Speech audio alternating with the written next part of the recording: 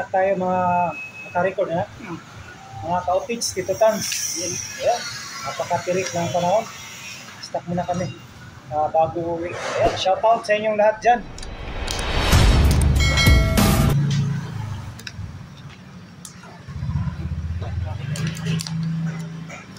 Kaya lagi ko lagi ka na.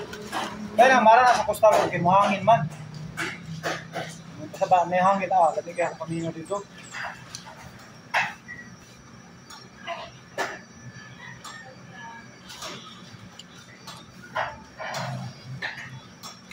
Ito yung tanong, mabalik na po dito mga next month. Kalisorbi ko ba? Grabe ito, may sustorya na ito mga construction.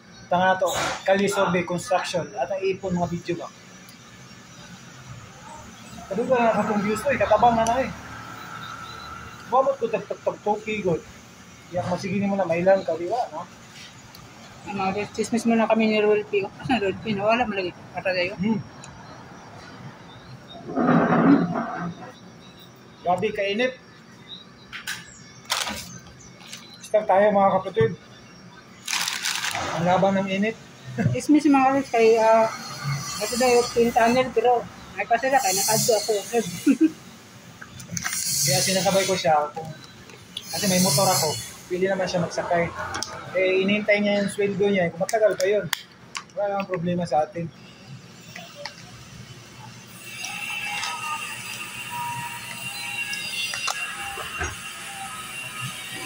So, Davao Samal work resume. Pagayon yun. Gayon yun.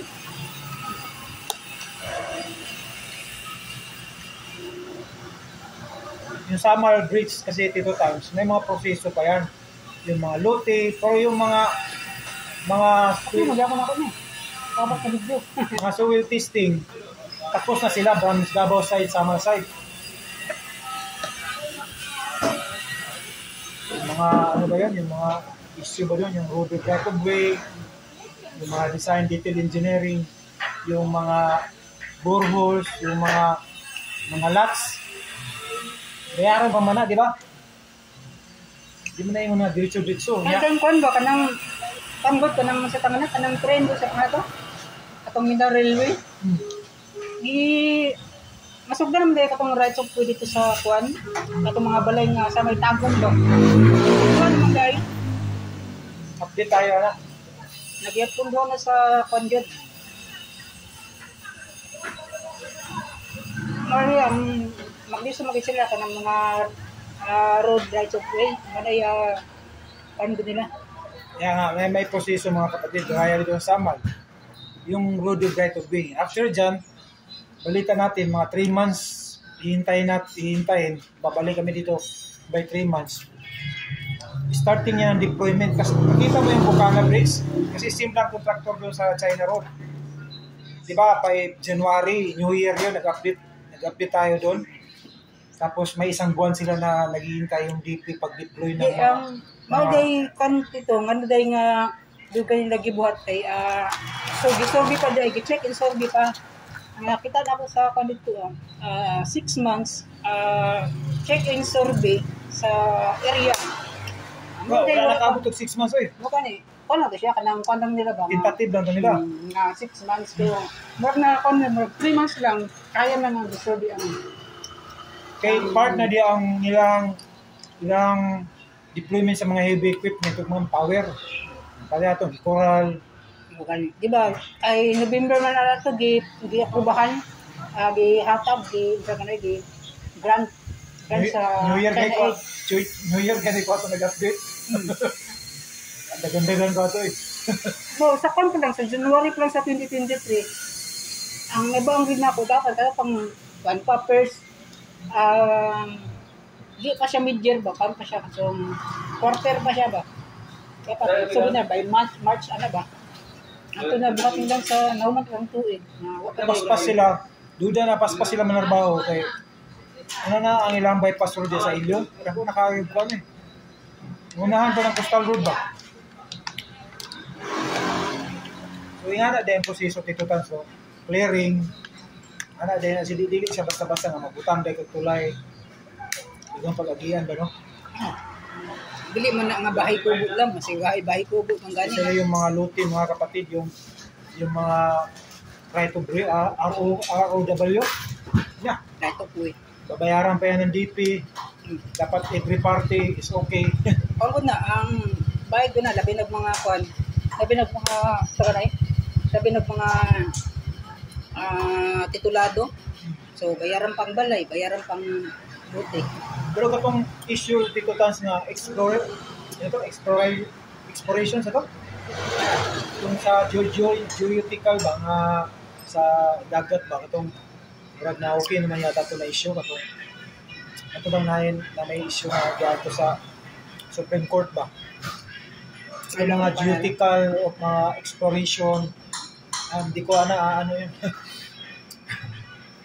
So yun mga kapatid, no, baka 3 months pabalik namin dito, mga royalty, titutans dyan, mayroon na tayong, kumbaga sa Bisaya pa, ipadayon ang Davao Samal Bridge.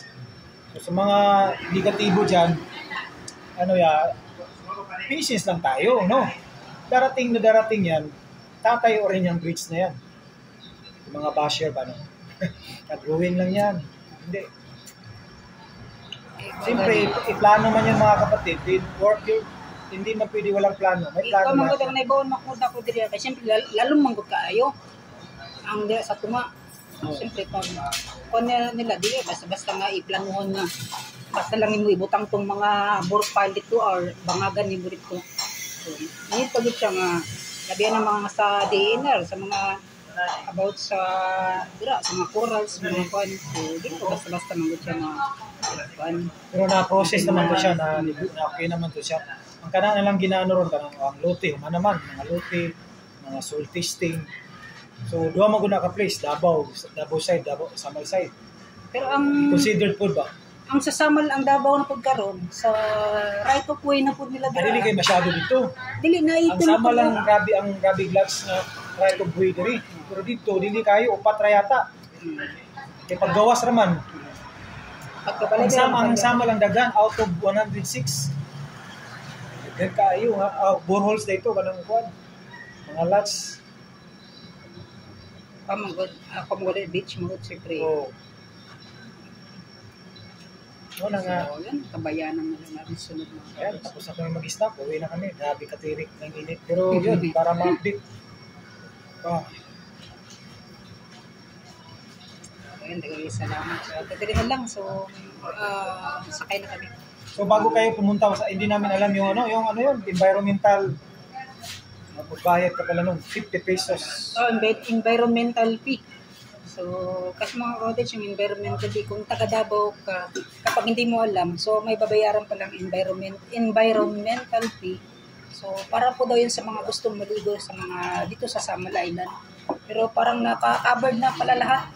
Kahit hindi ka pupunta sa may beach nila, sa resort nila, kung hindi ka taga Samal Island, meron kang babayaran na environmental fee. Paano lang ka dito? Meron kang babayaran na environmental fee na 50 pesos. So, yun, update lang to. So, ngayon lang namin nakuha to na kasi dati wala. Hindi po kami nakakuha nun. Buti na lang po mga cottage, may taga-Samal din naman ako.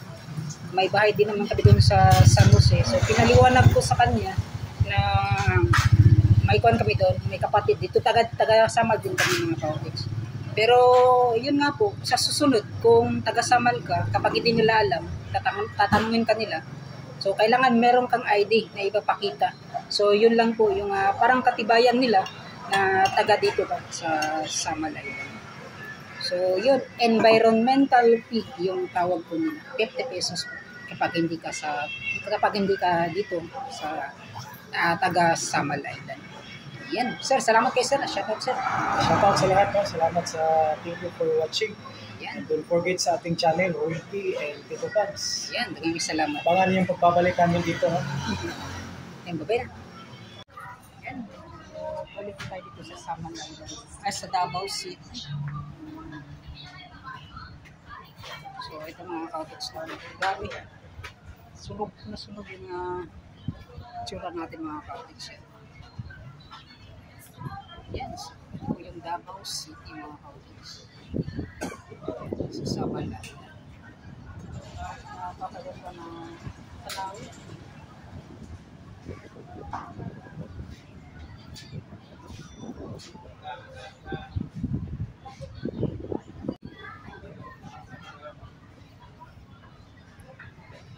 So ito mga kautis, no, maraming salamat sa lahat ng mga solid supporters natin, solid viewers, solid subscribers, at yun nga po, na puntahan naman natin yung itong SIDC Bridge dito po sa part ng Samal Island. So yun na. Sama ko si Roel P. So uwi na kami ngayon. Dami mga parang hati-hati lang natin yung mga video. So, para po maraming update. So yun, makahihi si Roel P. dahil sa sobrang init ng panahon kanina.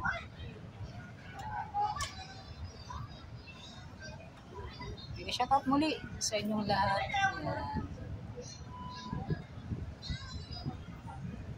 So sa mga brothers and sisters, kapatid nating mga Muslim dyan, mamaya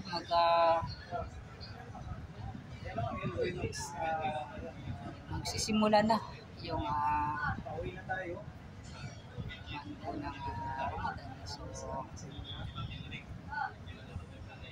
Sana po ay mapayapang buwan po ng Ramadan sa lahat ng mga kapatid natin. Ingat po tayong lahat ng mga kapatid sa